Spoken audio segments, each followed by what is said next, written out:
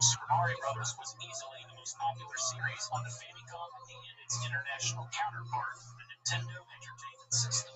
Making a new Super Mario game for Nintendo's new 16-bit console was a surefire way to sell hardware. But with new hardware to learn and a tight deadline, the team needed more resources. So they grew in size, adding additional programmers, testers, and artists. They also brought back veterans. Of the 16-plus staff members assigned to Super Mario Bros. 4, 9 worked on Super Mario Bros. 3. Among them was Toshihiko Nakago. Nakago was a programmer from Systems Research and Development, or SRD, an independent development company with an office located conveniently inside Nintendo's Kyoto headquarters. Nakago served as the director of programming for Super Mario Bros. 4. Koji Kondo, who had written music for the series since its inception, returned to compose the music and sound effects. Hideki Kono and Katsuya Eguchi were once again in charge of maps and stage design. Then there was Shigeru Miyamoto. By 1988, Miyamoto was Nintendo's rockstar developer and chief software producer, and with the Super Famicom in development, his responsibilities increased dramatically. Along with consulting on the Super Famicom's console and controller design, Miyamoto had to work on 3 other upcoming games. So out of necessity, Miyamoto took a step back in his role as producer for Super Mario Bros. 4. He later recalled, "Basically, I stood by and watched closely, interjecting various ideas of my own here and there." And finally, Takashi Tezuka, an unsung hero of the Super Mario series, was put in charge of the Super Mario Bros. 4 project. Tezuka first joined Nintendo in 1984 as a designer, making instruction manuals and playing cards, but occasionally artists got teamed up with game designers to work on projects. And one day, Tezuka got paired up with Shigeru Miyamoto. The two formed a powerful partnership. Together, they designed and developed the first Super Mario Bros., The Legend of Zelda, and more. During the development of Super Mario Bros. 3, Tezuka may have taken on too much work. Along with director duties, he also created character art and visuals for the game. Tezuka later admitted development didn't come together well. As a result, Nintendo delayed the release of Super Mario Bros. 3 by 6 months. Tezuka would not make the same mistake again. "I didn't think it was good to take on too much," he said. As the director of Super Mario Bros. 4, Tezuka focused on managing his staff and helping with the game's overall design. He delegated visuals to a new member of the team, Shigefumi Hino. Hino was a relative newcomer to Nintendo. It was only his second year at the company, and he had only worked on one other game, a sequel to Famicom Grand Prix F1 Race, and it never got released. Now Hino was assigned to arguably Nintendo's most important project. He felt a ton of pressure, saying, "Super Mario Bros. 3 was really well made, so it was intimidating to know it would be compared to that.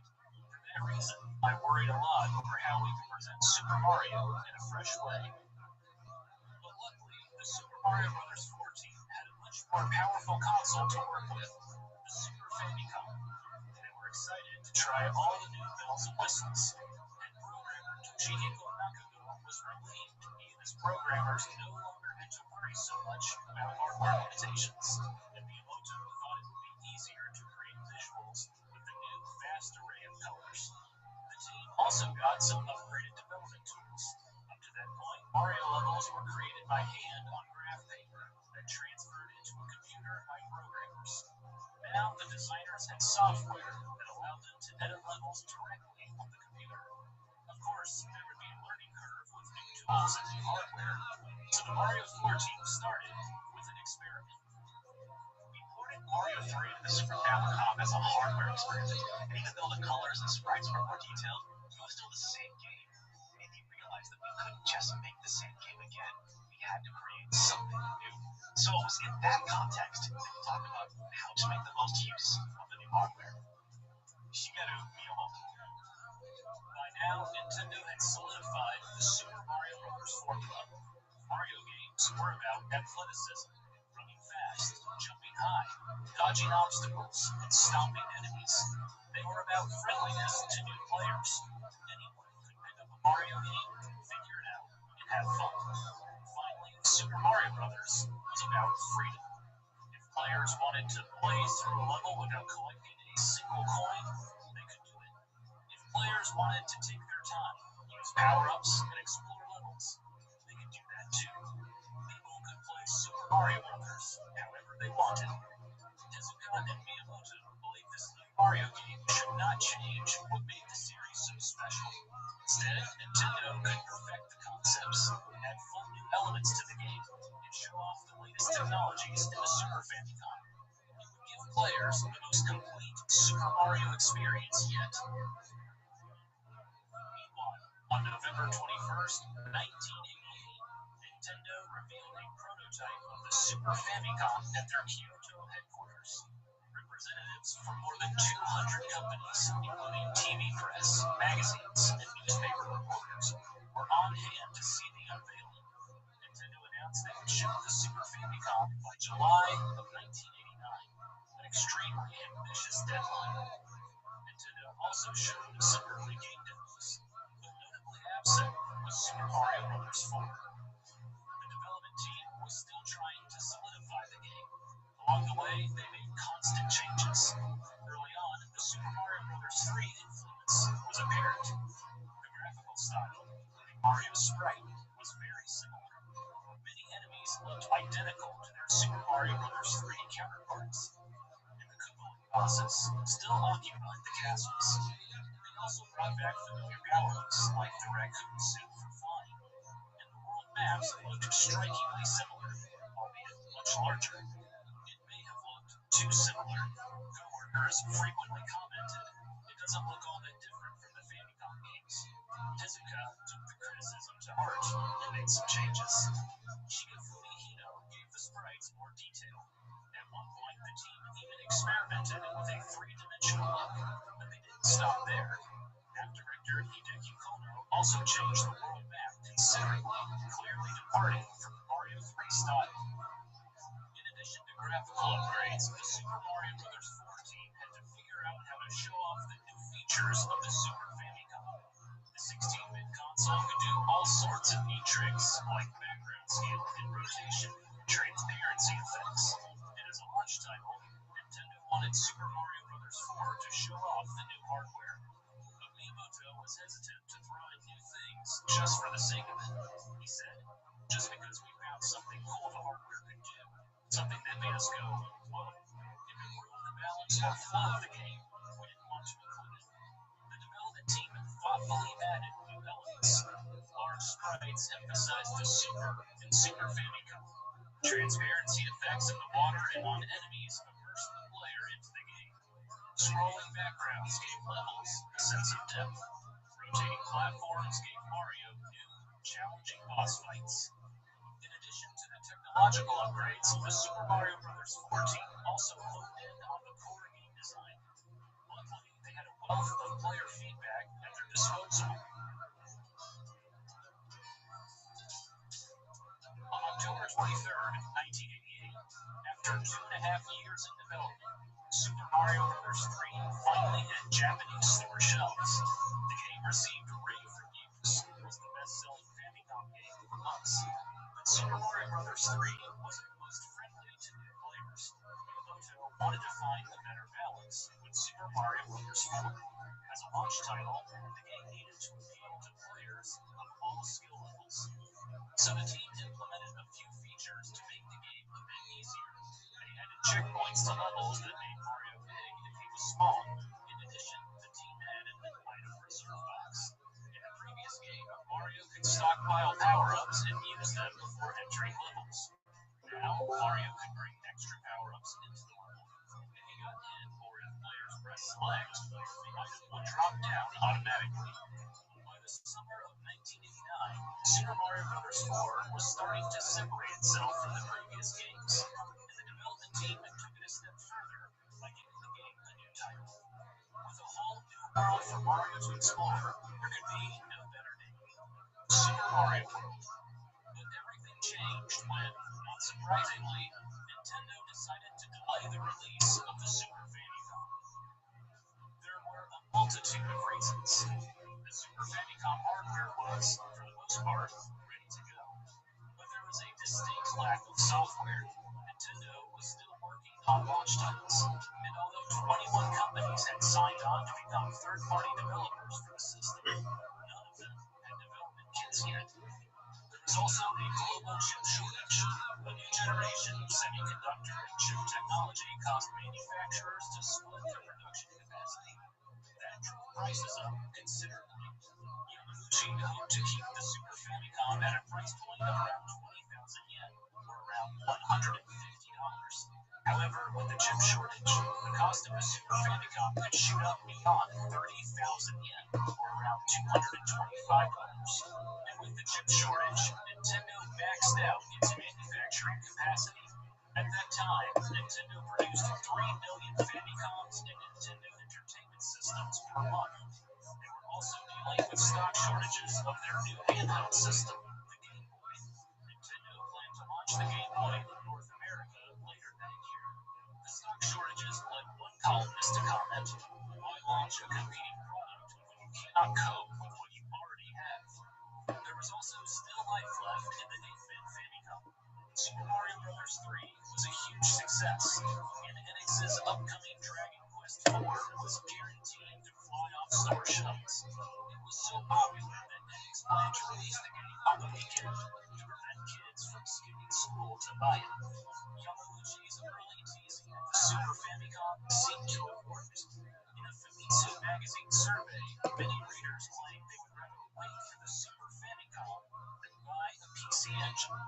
Although NEC's PC engine was selling well, it was still nowhere near the reach of the Famicom, which was now in 1/3 of Japanese households. And Sega's 16-bit Mega Drive failed to make much of an impact. They had only sold 400,000 units up to that point. With the threat of competition dying down, there was simply no need to rush the Super Famicom's launch. So on July 28, 1989, Nintendo held a press conference at their Kyoto headquarters and announced they were delaying the Super Famicom for an entire year. But while the delay made headlines, there was more to share. Nintendo unveiled a new design of the Super Famicom, and for the first time, they previewed their most anticipated game, Super Mario World. But surprisingly, the reaction was mixed. While many publications were impressed by the technological advancements, they felt somewhat disappointed in the gameplay and graphics. Famitsu magazine commented that it looks to be the same as the previous Mario game.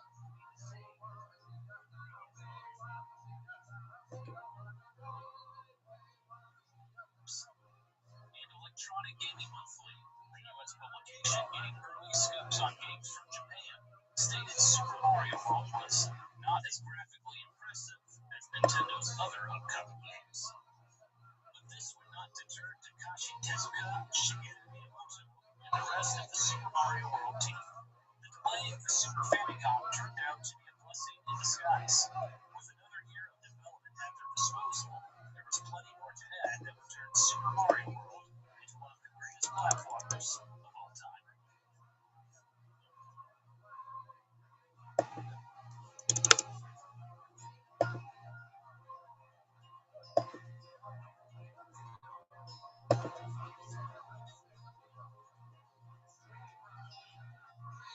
With the Super Famicom delayed until the fall of 1990, the Super Mario World team had an extra year to work on the game. For Shigeru Miyamoto and Takashi Tezuka, it was a chance to refine the game's balance. How could the development team ensure both newcomers and veterans got the most out of Super Mario? And how could they give these players more freedom to play the game in their own way? The team often met late into the night, discussing potential ideas. But one idea unearthed a wealth of possibilities. I think great video games are like favorite playgrounds, places you become attached to, go back to again and again. Wouldn't it be great to have a whole drawer full of playgrounds right at your fingertips? Miyamoto and Tezuka found Nintendo first introduced the world map to the Super Mario series with Super Mario Bros. 3. It allowed players to choose what levels they wanted to play to reach the end. However, it was still a fairly linear experience to get to Bowser and save the princess. The development team initially carried this concept over to Super Mario. Besides some updated visuals, it was functionally the same. But what if the world map was more than just a map? Miyamoto said, "We were thinking that players should be able to play with the map itself." So the map got a complete overhaul. Mario had a whole new world to explore, Dinosaur Land. Players were free to explore Dinosaur Land how they wished. Rather than having 8 separate worlds, Dinosaur Land was one massive area with interconnecting regions. Players could backtrack and replay levels or explore new areas of the map. The development team filled the map with secret levels and hidden paths. This gave players new ways to experience the game. For example, players could find a secret passage to Bowser's castle quickly, or take their time and play through all the levels in order. And beating Bowser was no longer the end of the game. There were 96 exits players could find through Dinosaur Land's 74 levels. Sometimes Mario found a secret light that led to a new exit. Other times, the key opened up a new pathway on the map. Players might find an area that they previously thought was unreachable. The development team provided clues to help the player find these secret exits. For example, levels that flashed red had multiple exits. Visual clues like a notch on the cliffside or a light off the beaten path might mean a nearby secret. And thanks to a save battery on the cartridge, players can take their time to find all the exits. A number on the main menu let players know their progress. But the changes to the world map were not just about levels and secrets, they also added balance to the game. For many games, developers would add an easy mode or hard mode to the main menu to change the difficulty. But Miyamoto was not a fan of this design choice. Instead, he wanted players to adjust the difficulty as they played. So the director of programming, Toshihiko Nakano, came up with an idea: dotted line blocks. The idea started from a simple addition. The team wanted to try new block types and levels. From there, it evolved into much more. Throughout levels, players came across various colored dotted lines. When a player found the corresponding Switch Palace on the map, the blocks activated. It made levels easier by providing a new platform for Mario to jump on, or providing power-ups. If players wanted to make the game harder, they could ignore the Switch Palaces. Dinosaur Land now resembled a board game. There were 9 unique areas to explore, like Forest of Illusion, Twin Bridges, and Star World. And many regions were named after food, like Donut Plains, Vanilla Dome, and Chocolate Island. With a new map and unique regions for Mario to explore, character designer Shigefumi Hino saw an opportunity to update many of the game's visuals. Mario got a makeover with back pockets on his overalls, an emblem on his hat, and improved shadows. Miyamoto specifically requested Mario have light in his eyes. Hino complied with the request, but left Mario with tiny black eyes when he was small. He thought it gave Mario more character. Hino also added small details. Mario flashed a peace sign when he finished a level. When Mario lost a life, a look of horror swept over his face. But Hino didn't stop with Mario. Many classic enemies, including Goombas, Lakitus, and Drybones, got a new look. Koopa Troopas changed significantly. Previously, Koopa Troopas acted like turtles, slowly moving around levels. Now, Koopa Troopas walked upright. Mario could bounce them out of their shell, revealing a vulnerable little reptile in its underwear. Some would even try to recover their shells or kick them at Mario. Along with classic enemies, Hino and Tezuka came up with new ones. Among them was Wiggler, a volatile caterpillar. Charging Chuck, a football-playing Koopa that took 3 hits to take down. And Rip Van Fish, a sleepy fish who excitedly chased Mario when he woke up. And what was Dinosaur Land without a few dinosaurs?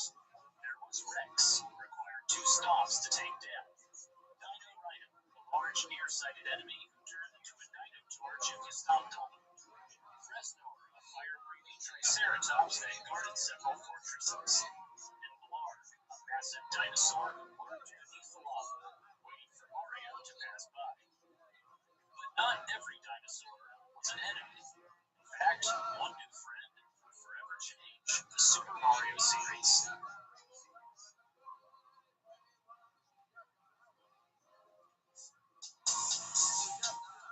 For the past 5 years, Shigeru Miyamoto had a sketch of Mario riding a dinosaur taped up at his desk. He had wanted to implement the idea since the first Super Mario Bros. Game. The team tried to add it to Super Mario Bros. 3, but technical limitations prevented them. But with the more powerful 16-bit Super Famicom, there was hope. Tezuka noticed the sketch again and decided to give it a shot. He took the idea to character designer Shinya Fumihiko and asked him to draw a dinosaur that Mario could ride like a horse. Hino's first idea came out looking like a crocodile.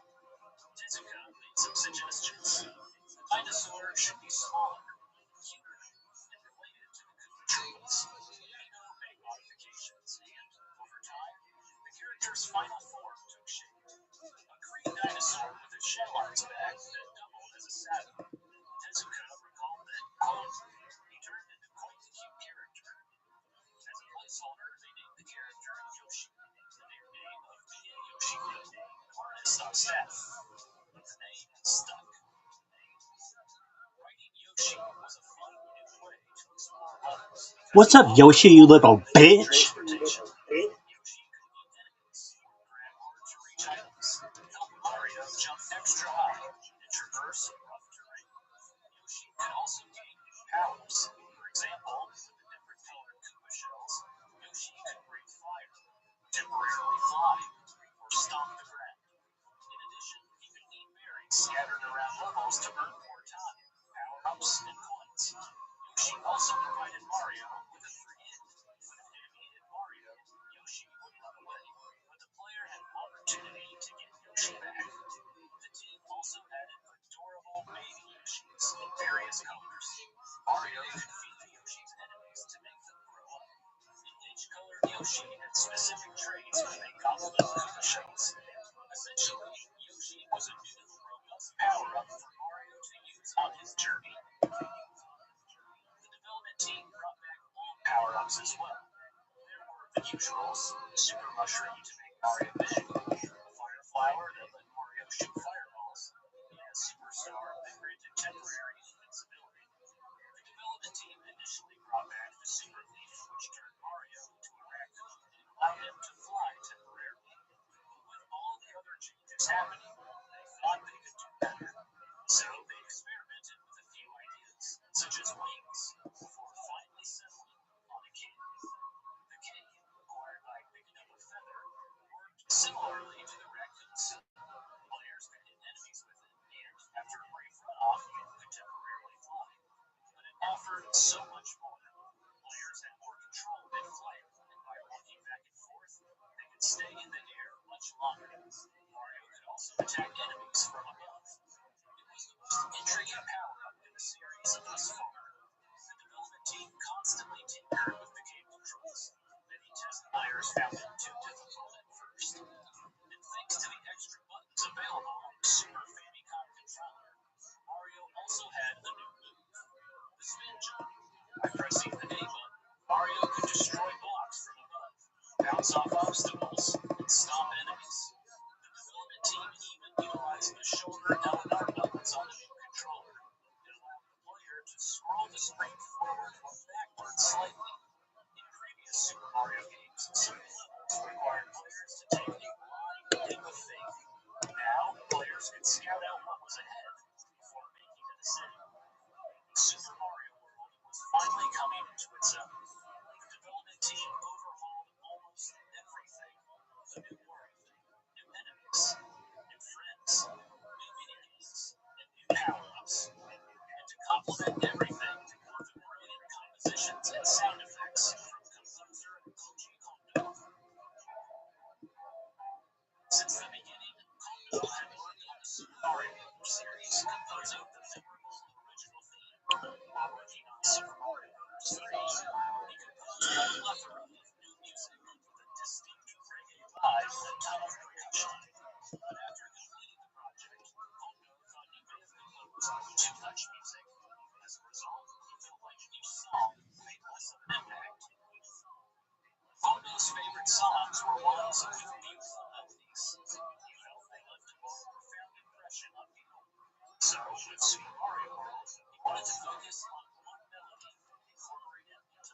songs. But due to the new hardware, without the work of quote 100 times more difficult, Hondo had to make all the sound samples himself and learn new software tools. But he quickly realized the Super Famicom allowed him to do so much more with the music. The 8-bit Famicom only had 5 audio channels and was limited to electronic sounds. But the Super Famicom had 8 dedicated sound channels. It supported samples and sound effects from all kinds of instruments. As a result, Hondo got to completely rethink what game music could be. Hondo used a variety of instruments for both the music and sound effects, and resulted in a rich, warm sound like anything players had ever heard before in a Super Mario game.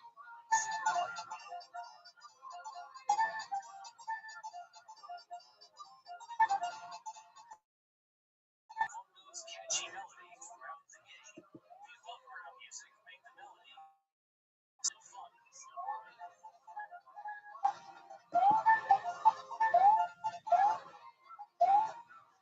In contrast, the Fortress music gave the melody a sinister, mysterious vibe.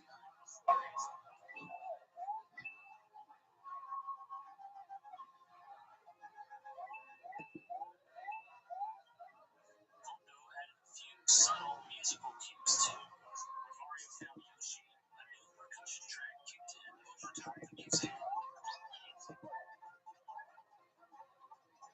Hondo even added a reverb effect to the sounds while Mario was underground, adding to the world's atmosphere.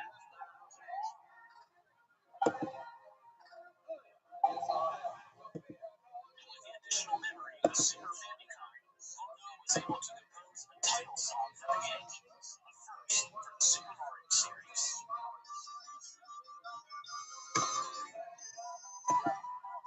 By the summer of 1990, 2 years after development started, Super Mario World was mostly complete.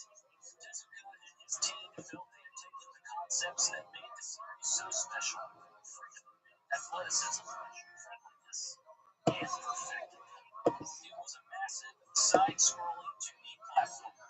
Nintendo packed everything into a 4-megabit cartridge, an impressive feat considering all the new graphics and sound. On the game's packaging, Nintendo added Super Mario Bros. 4 as a subtitle, reminding players that this was a continuation of the beloved series from the Famicom. Super Mario World was the quintessential launch title.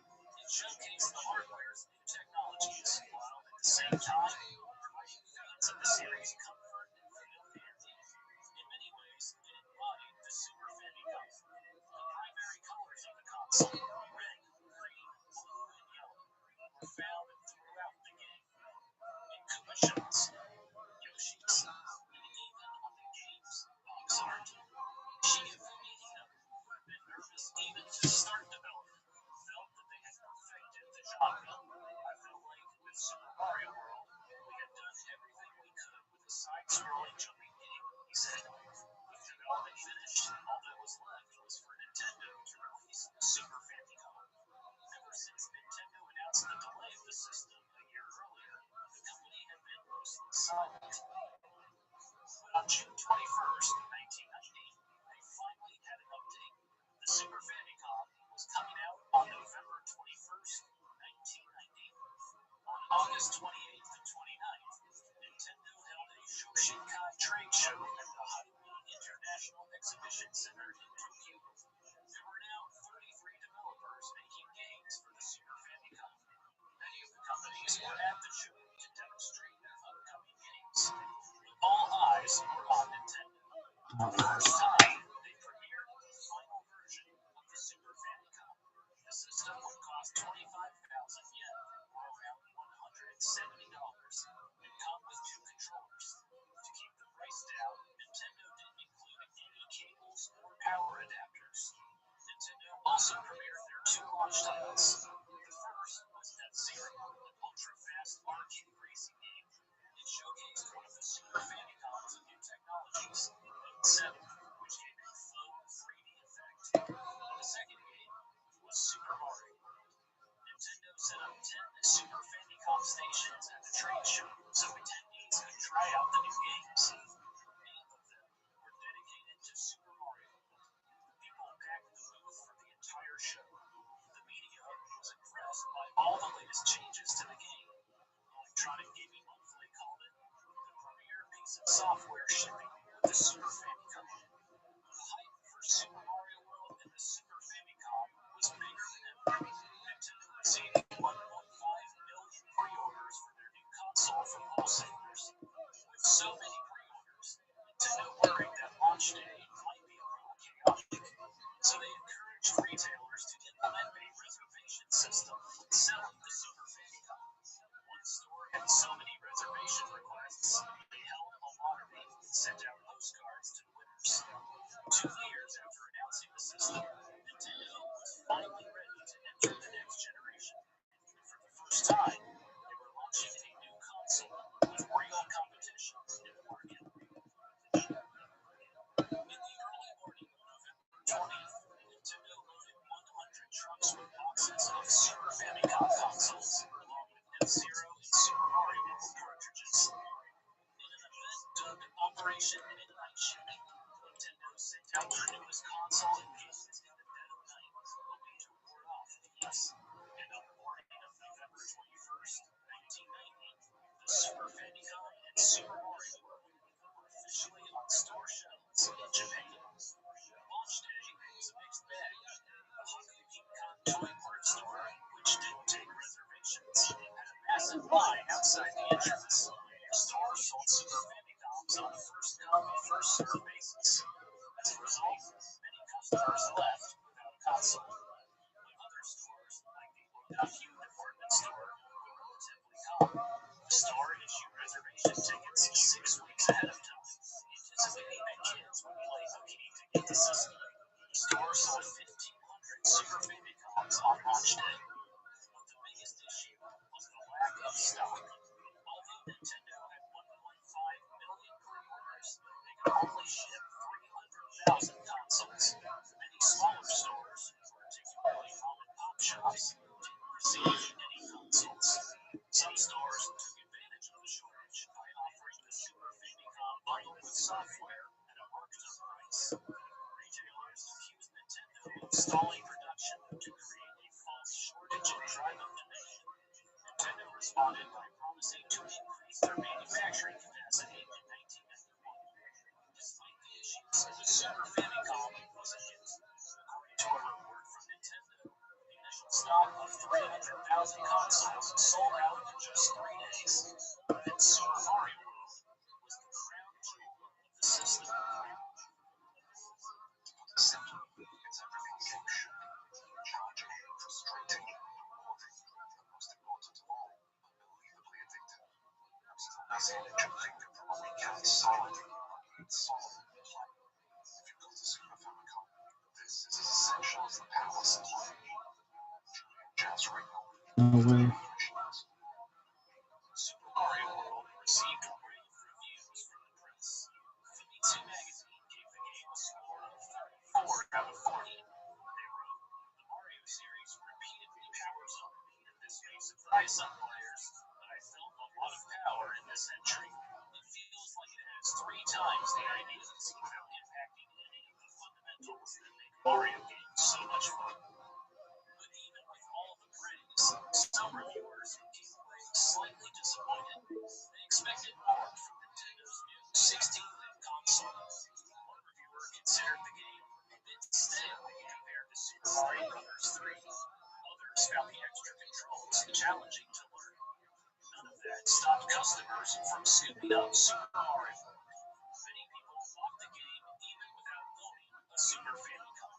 By February of 1991, Nintendo had sold 750,000 copies of Super Mario World, despite only selling 600,000 Super Famicom consoles. Super Mario Mania, once again, swept over Japan. A new wave of Super Mario merchandise, including plushies, toys, and store shots. Bandai released Super Mario World, Mario and Yoshi's Adventure Land, an interactive anime compatible with Bandai's Tenabiko toy phone. There were cross promotions with food and beverage companies, including McDonald's. There were features the Super Mario series. Nintendo and Warner Pioneer released the game's soundtrack on CD, featuring new jazz arrangements of Koji Kondo's music. Konami even released a Game Boy machine, Mario Reflect, based on the minigame in Super Mario World. The Super Famicom and Super Mario World were a success. Nintendo hit its goal of selling 3 million consoles within a year by August of 1991, 3 months ahead of time. And in total, Nintendo would sell 3.5 million copies of Super Mario World in Japan, making it the second best-selling game on the Super Famicom. By 1992, the Super Famicom overtook NEC's PC Engine in sales, cementing Nintendo as the top dog in the Japanese video game market. But when it came time to bring the Super Famicom and Super Mario World over to North America, things wouldn't be so easy.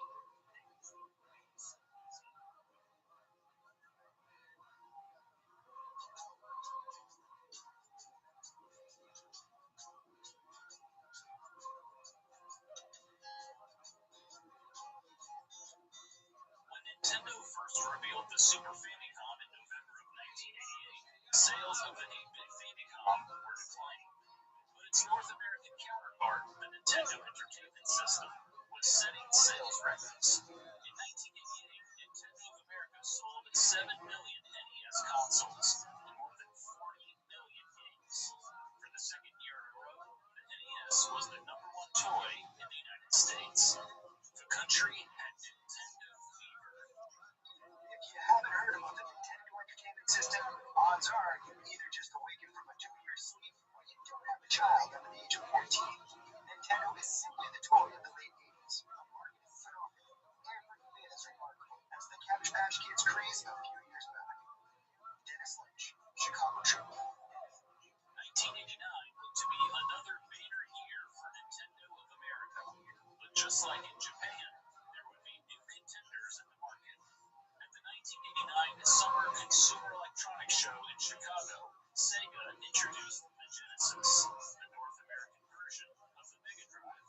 NEC brought the PC Engine over as the TurboGrafx 16, and the hot buzzword of the show was bits. To the general public, more bits meant better video games. The TurboGrafx 16 was technically an 8-bit console, but sported dual 16-bit graphics chips, and NEC marketed the console as a 16-bit system. Sega boasted that the Genesis was the only true 16-bit system and promised arcade-quality graphics, stereo sound, and unsurpassed gameplay. With NEC and Sega bringing in more powerful consoles, it begged the question, where was Nintendo's 16-bit system? Officially, Nintendo said it had no plans to launch a 16-bit console in North America. During their presentation at the Summer CES show, Nintendo played a video hosted by a costumed Mario that showcased the NES and Game Boy. Mario tried to convince the audience that 16-bit consoles were not the future of video games, that the NES was plenty powerful. The press called it propaganda. But while Nintendo of America feigned disinterest in 16 bits, video game magazines were picking up news on the Super Famicom from Japan. Video game magazines had seen a resurgence in the past year thanks to a booming video game industry. Nintendo even had a magazine, Nintendo Power, with an estimated 1.2 million subscribers. Nintendo carefully chose what to cover and what to keep up its sleeve, and it wanted to keep the Super Famicom up its sleeve. But other magazines didn't have those restrictions. They regularly looked to Japan for the latest video game news and rumors. There was GamePro, video games and computer entertainment, and Game Players. But by far, the magazine with the most coverage of Japan was Electronic Gaming Monthly, or EGM. In their very first issue from May of 1989, the magazine revealed the Super Famicom, calling it the most incredible game system ever seen.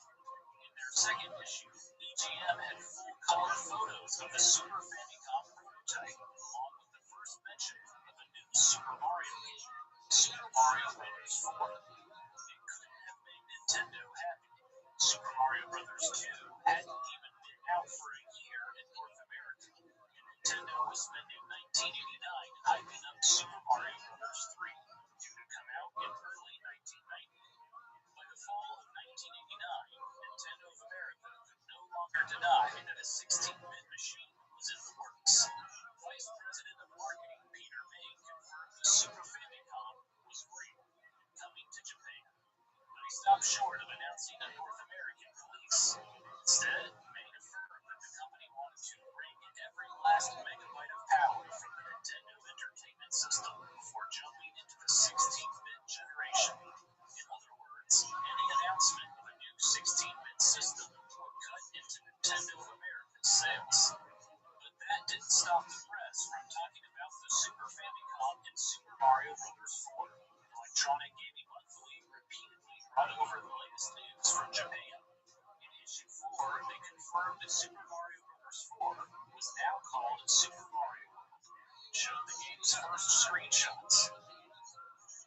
Despite the whisperings of a 16-bit console, Nintendo of America had another record year in 1989. They sold an astonishing 9 million NES consoles. For the third year in a row, the NES was the #1 selling toy. In addition, Nintendo's new Game Boy handheld, introduced in August of 1989, sold around 1 million units in less than 6 months. And despite the new competition, Nintendo still controlled about 80% of the $4 billion video game market. In 1990 looked like another big year. Nintendo of America was preparing to launch their highly anticipated new game, Super Mario Bros. 3. The company spent the past year hyping up the game with teasers and early releases on the PlayChoice 10 arcade cabinet. The game was even in a Hollywood film, The Wizard. In January of 1990, Nintendo Power had an article about the making of Super Mario Bros. 3, featuring a write-up on Mario creator Shigeru Miyamoto. The article briefly mentioned that Miyamoto was working on games for the Super Famicom, including Super Mario Bros. 4. But that wasn't all. In the mailbag section, a reader noted they read about the Super Famicom in other magazines and wondered why Nintendo Power had not talked about it more. The magazine replied that the Super Famicom wasn't even out in Japan. They only wanted to provide information that was, quote, timely and accurate. Nintendo Power now had a subscriber base of almost 2 million. This was their first acknowledgement of the Super Famicom in Super Mario World. With the hype of Super Mario Bros. 3 dying down, a new hype emerged for Nintendo's next console and Super Mario game. And those other magazines kept the hype train moving.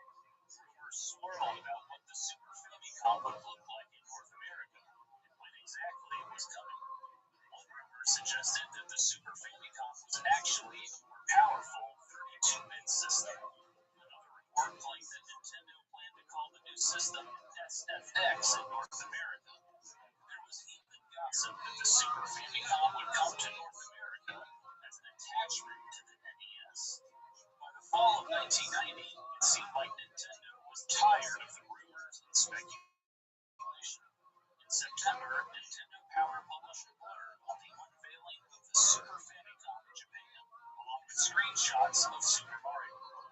They also took a jab at other publications, asking readers to stick with Nintendo Power for, quote, hard facts and not windy rumors. But Electronic Gaming Monthly also covered the unveiling of the Super Famicom in Japan, and much more extensively. Their November issue had multi-page preview of the console, Super Mario World, and other upcoming games. Still, with all the previews, rumors, and speculation, no one outside of Nintendo knew when the Super Famicom and Super Mario World were coming stateside. But 1990 proved to be the defining year for Nintendo of America. The company had another record-breaking year with $3.4 billion in sales.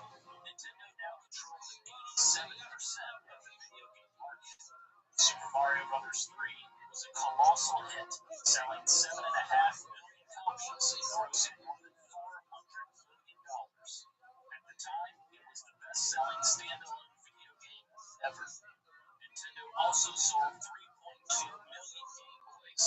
with 9 million games. But despite all the accolades, Nintendo also saw problems. The Nintendo Entertainment System was saturating the market. 1 in 4 households owned an NES, and in homes with children aged 10 to 14, almost 100% owned an NES. For the first time in North America, NES sales declined down to 7.2 million units, and the company's projections for 1991 were even lower. Nintendo estimated they would only sell 4.5 million NES systems. There was also the threat of competitors, particularly Sega.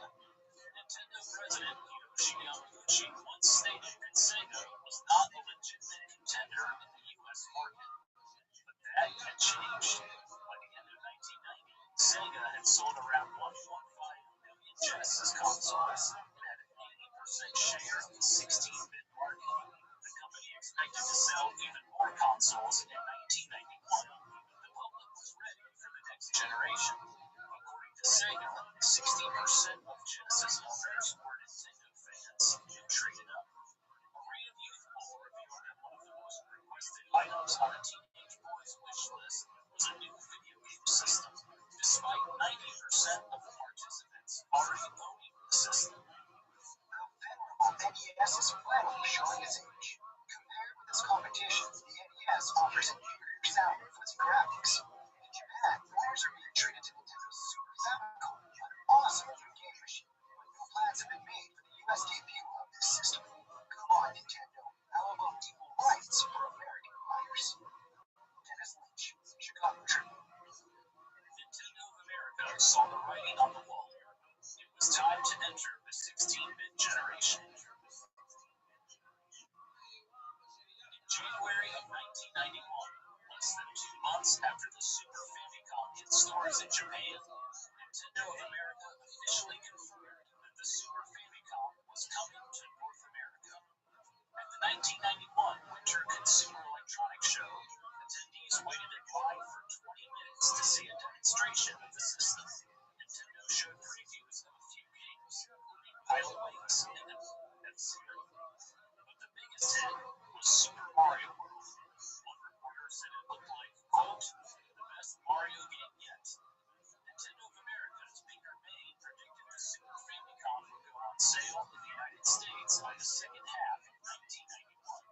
Nintendo wanted to have more software available before launching.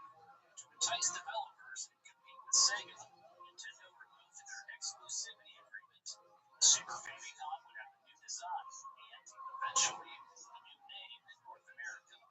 The Super Nintendo Entertainment System. Nintendo predicted it would sell 2 million consoles by the end of 1991. But selling the 16-bit system would be much more challenging in the United States than in Japan. In Japan, the economy was booming. Nintendo was selling Super Famicoms faster than they could make them. And this was despite a shrinking consumer base. Since the mid-1970s, Japan's birth rate had declined. The average family had 1.5 children. The result, as one analyst explained, fewer children are surrounded by more rich adults, and that means that the money spent on each child increases. But in the United States, the situation was much different. The country was at the tail end of a recession. War in the Middle East more than doubled oil prices. The failure of many savings and loan institutions hit the lending market hard. More than 1.8 million people were added to unemployment. Because of this, consumers were spending less and saving money wherever possible. So when Nintendo announced a $200 video game system that was not compatible with NES games, many parents were outraged. In the United States, the average family spent $225 on toys per child. Almost all of it would have to go to the Super Nintendo. When a reporter asked a mother of 3 if she was going to buy a Super Nintendo for her kids, she exclaimed, "No way. We're not shoving the old Nintendo in the closet. I've got $700 invested in that baby." A father from California called it immoral. The press jumped on the controversy, claiming the Super Nintendo would make the Nintendo Entertainment System obsolete. Nintendo had to do some serious damage control. They argued that adding backward compatibility would make the Super Nintendo even more expensive. They also insisted they were not abandoning the Nintendo Entertainment System. The NES, they claimed, was an entry-level system for people not wanting the latest graphics, sound, or challenge. It was a cassette tape. The Super Nintendo was a CD, a console for the veteran player who had gotten their full enjoyment out of the NES. But it wasn't just the Super Nintendo. Parents blamed Nintendo for their child's lower school grades and eye strain and claimed the games were too violent. Nintendo was also accused of monopolizing the industry. The company had been hit with multiple antitrust lawsuits, and for the past year, the FTC had investigated Nintendo over antitrust violations such as price fixing. Nintendo denied any wrongdoing, but settled the case and agreed to send out up to $25 million worth of rebates to customers. The rebate took the form of a $5 coupon that consumers could only use to buy more Nintendo games.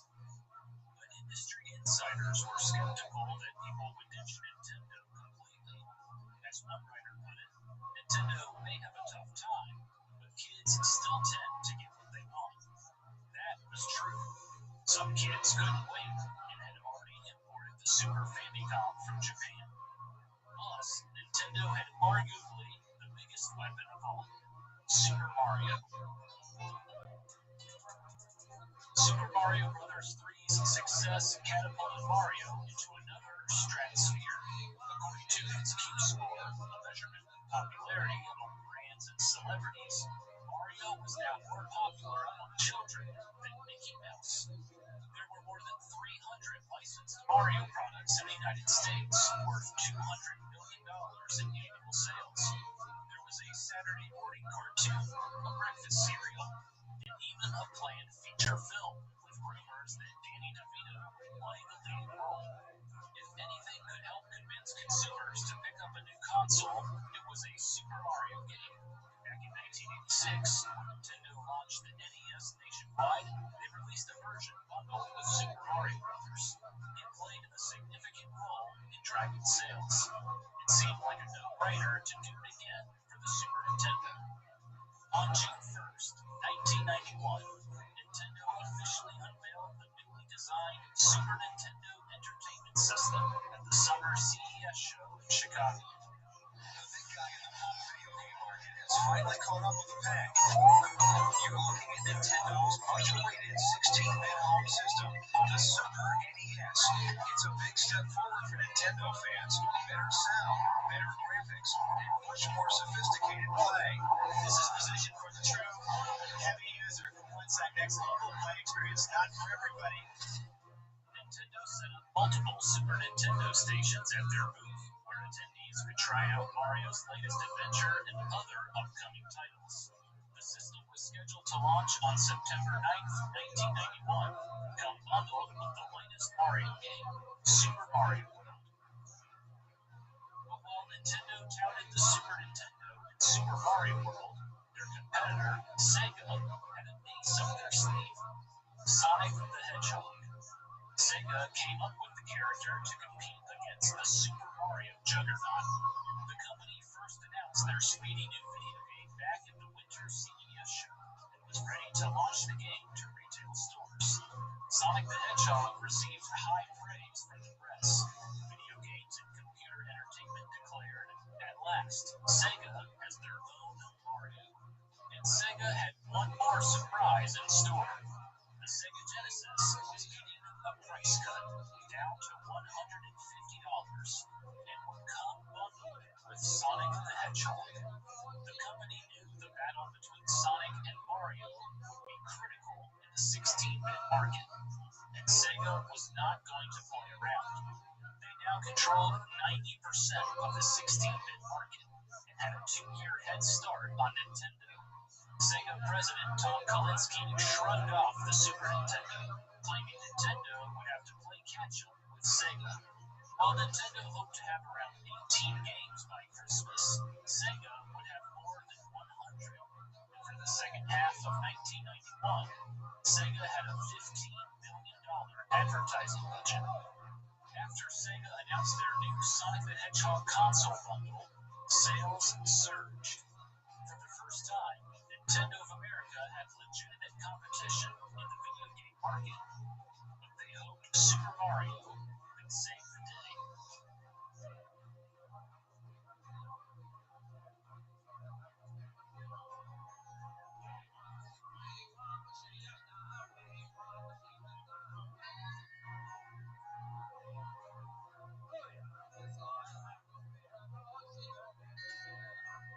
On Wednesday, August 21st, 1991, a Toys R Us store in Cerritos, California opened a shipment box from Nintendo.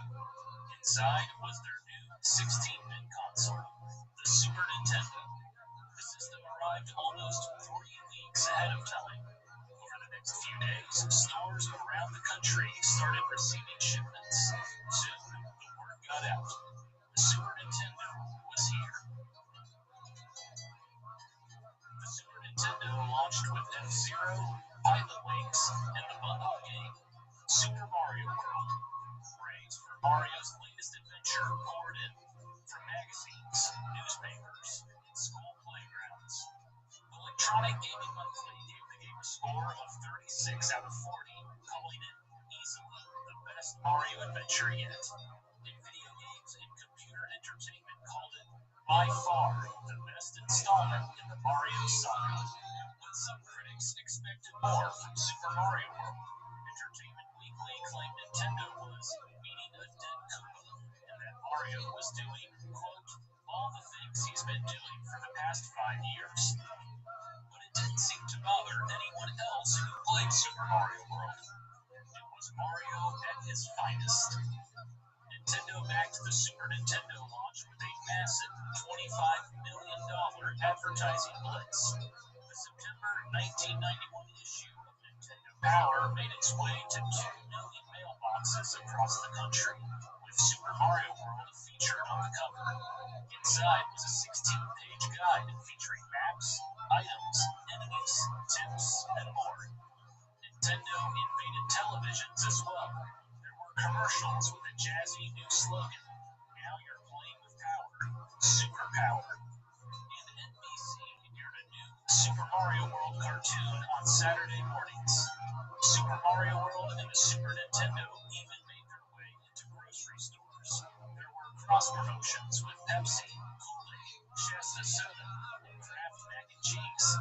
Nintendo also released Mario Mania, a 150-plus page guide all about Nintendo's hero, including a Super Mario World strategy guide.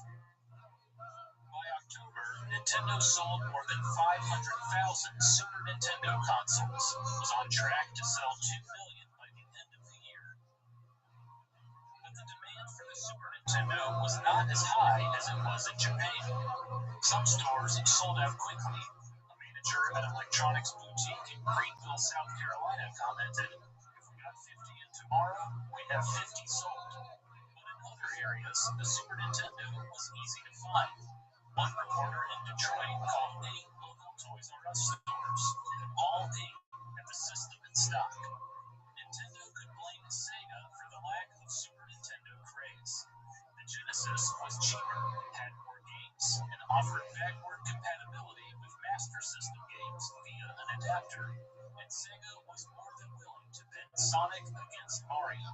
Their commercials featured the games side by side. The message was simple. Mario is old and slow. Sonic is fast and cool.